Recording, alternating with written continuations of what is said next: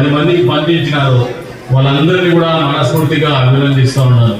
ఈ రోజున ఉపాధ్యాయ వృత్తి అనేది తల్లిదండ్రుల కంటే గురువే దైవం అనే ఆలోచనతోనే ఇప్పటికి కూడా గౌరవింపబడుతుంది సమాజంలో.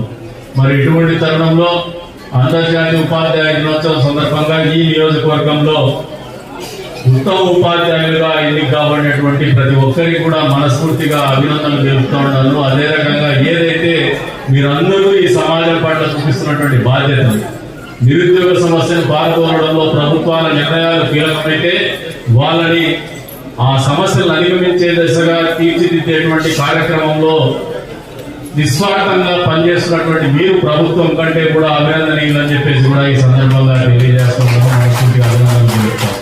అసలు ఈ ప్రభుత్వం ఏర్పడడానికి మొదటి అడుగు వేసిందే ఉపాధ్యాయుని. మళ్ళీ అడుగులు అనేది ఉద్యోగ వర్గాలకు వచ్చింది, తర్వాత ప్రజలకి చైతన్యం